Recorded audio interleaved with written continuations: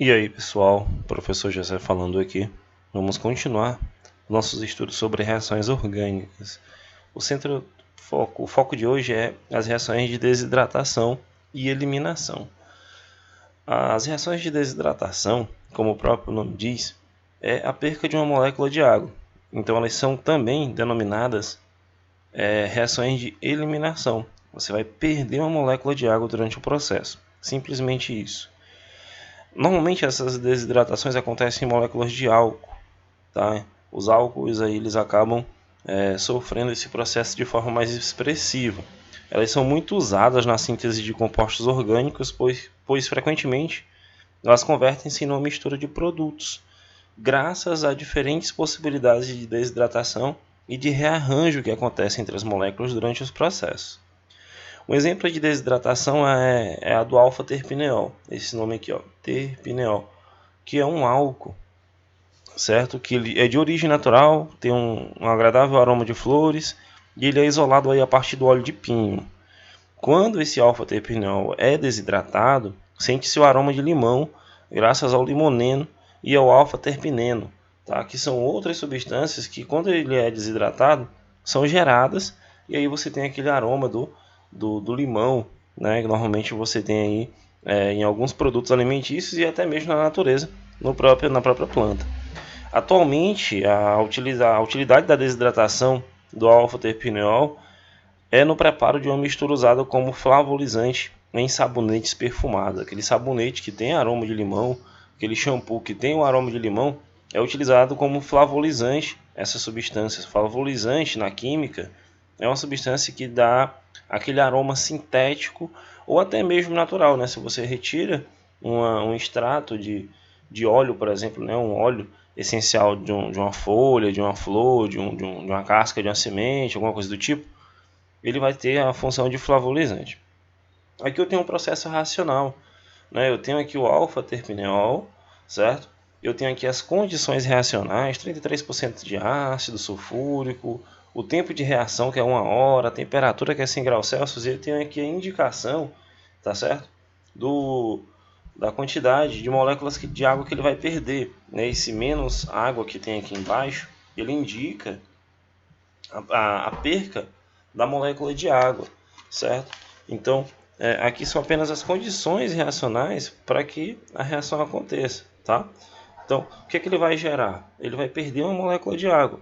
Já botei em evidência aqui esse hidrogênio e coloquei em evidência aqui essa hidroxila, certo? Elas vão se juntar e vão eliminar, ó, né, o hidrogênio mais a hidroxila, tá? Negativo aqui, positivo, vai formar um íon hidrogênio.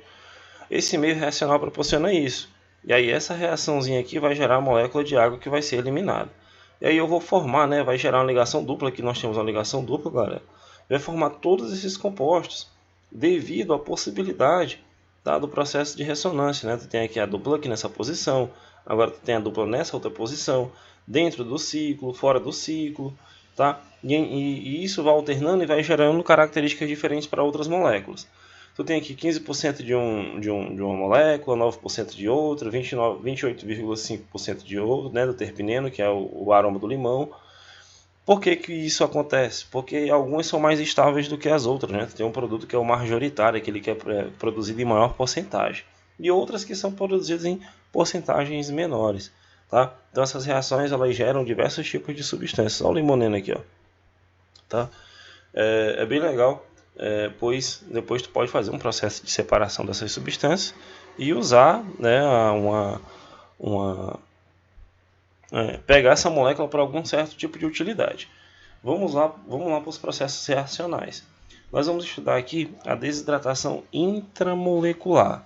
A reação de desidratação é uma eliminação de água de dentro da molécula que, feita em um álcool, origina um alceno, galera. Sempre vai ter essa ordem. Então vai ter um álcool e normalmente ele vai gerar um alceno. Essa reação acontece obrigatoriamente na presença de ácido sulfúrico a 170 graus Celsius. São as condições reacionais. Então tu tem aqui uma molécula orgânica de um álcool, tu tem a hidroxila ligada, né, galera, a um carbono saturado, que é aquele carbono que só tem ligações simples. Esses R's aqui são cadeias carbônicas, né? Substituintes orgânicos, metil, etil, qualquer um que seja. E aqui tu tem um hidrogênio. Então, nesse meio reacional, meio ácido, né? E nessa certa temperatura, essa hidroxila e esse hidrogênio, eles vão sair formando a molécula de água. Como eu só tenho esse hidrogênio aqui na molécula, então é tranquilo, né? Ele que vai sair, não tem outra possibilidade. E aí eu vou formar aqui, ó, no lugar dessas duas ligações que vão sair, né? Vai sobrar um par de elétrons e vai formar uma ligação dupla, que no caso é essa daqui, ó.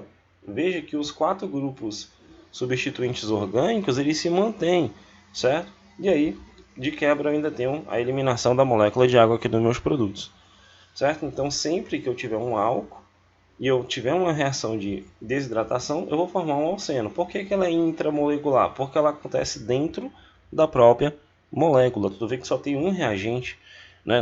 Entre aspas, né? Tu tem um reagente porque está aqui no meio ácido, e essas modificações vão acontecer dentro da própria molécula. Continuando, tem algumas informações a mais para vocês. Note que a reação é catalisada pelo ácido sulfúrico, e se houver a possibilidade de remoção de 2 ou mais hidrogênios, haverá uma ordem de reatividade de carbonos bem definida, segundo a regra aí de Zaitsev, certo? Essa regrinha aqui, ela me diz de onde é que eu vou tirar esse hidrogênio. Nesse caso, eu só tenho essa possibilidade, mas o hidrogênio ele deve ser retirado na seguinte ordem. Com prioridade, tu vai tirar do carbono terciário, uma segunda prioridade do carbono secundário e por último do carbono primário, se for o caso. Nesse caso aqui o carbono é primário, mas eu só tenho ele, então eu vou tirar ele. Agora eu trouxe uma outra possibilidade para vocês. Tem até que organizar aqui, ó. A gente vai ver essa molécula aqui, nós temos um álcool, né? Já temos outras possibilidades. Eu tenho 2 hidrogênios. Esse primeiro aqui, ele é um carbono primário, porque esse carbono está ligado apenas a um outro carbono, né? Carbono primário, secundário, terciário. Eu diferencio eles pela ligação carbono-carbono, não pela ligação com hidrogênio. Beleza, esse aqui é o carbono primário, ele é menos reativo.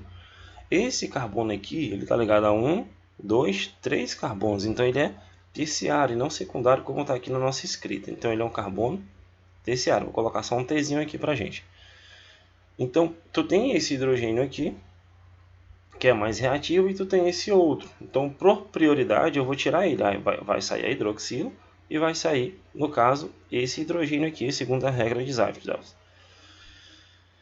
E eu tenho aqui o processo reacional, né? Temperatura, meio ácido. E eu vou tirar, e aí tem aqui, ó, produto obtido da remoção do carbono ligado ao carbono secundário, não, terciário. Vou botar o Tzinho aqui pra gente. O produto obtido com maior rendimento é o produto majoritário. Tu vê que quando sai essa hidroxila e esse hidrogênio, forma uma ligação dupla entre os carbonos que perdeu, tá? E aí eu tenho a molécula de água sendo eliminada. Tu tem o produto majoritário, mas de certa forma, aquele que tem um carbono primário também vai sair, vai ter uma certa porcentagem dele, mas bem pouca, e a ligação dupla vai se formar aqui, ó, tá bom? E é um produto com menor rendimento, que a gente chama também de minoritário. As condições experimentais adotadas, né, em reação de desidratação, como temperatura e concentração do ácido, dependem da estrutura do álcool a ser desidratado, aquela concentração, né, aquela temperatura que é 170, tá? A concentração do ácido que eu vou utilizar depende do meio que eu estiver usando, depende do álcool que eu estiver usando, o tamanho da cadeia vai influenciar e tudo mais. Então, essa aí é uma aplicação da regrinha de Zaitsev, tá? Acredito que a pronúncia é assim, sempre pronunciei assim, tá bom? Então, vamos lá. Você vai ver na molécula e vai olhando aí as possibilidades. Então, eu tenho aqui um álcool, por exemplo, com carbono primário, certo? Tem um carbono primário, ele está aqui ligado a esse hidrogênio, ligado aqui também com hidroxila, e evidentemente eles vai acontecer essa eliminação do etanol, meio reacional, vai formar o eteno de um álcool, forma um alceno. E aí eu tenho aqui a evidência da molécula de água. Eu trouxe apenas alguns exemplos, mas isso vai gerar uma indicaçãozinha aí já já. Aqui é um exemplo com carbono secundário dentro de um ciclo, tá? Vai sair a hidroxila. No caso, eu tenho esse hidrogênio, eu tenho esse outro aqui, mas no caso não vai acontecer a saída do mesmo carbono, então vai sair esse hidrogênio aqui, galera, ou esse que está aqui desse outro lado. Tanto faz, né? Tu tem carbono secundário aqui também. Vai formar um ciclo hexeno, tá bom? Não importa que onde a dupla vai ficar, porque vai ser o mesmo composto. Eu tenho aqui um exemplo com carbono terciário, ó. Esse carbono aqui está ligado a 3 outros carbonos, né? E aí eu estou vendo a posição da hidroxila, né? Aqui a hidroxila está no carbono terciário, aqui a hidroxila está no carbono secundário, aqui a hidroxila está no carbono primário. O que isso quer dizer? Eu vou ter uma ordem de reatividade, tá? Ó, álcools primários, a hidroxila ligada ao carbono primário, são mais difíceis de serem desidratados, seguidos pelos secundários e terciários, que se desidratam numa condição mais branda, né? Bem mais branda.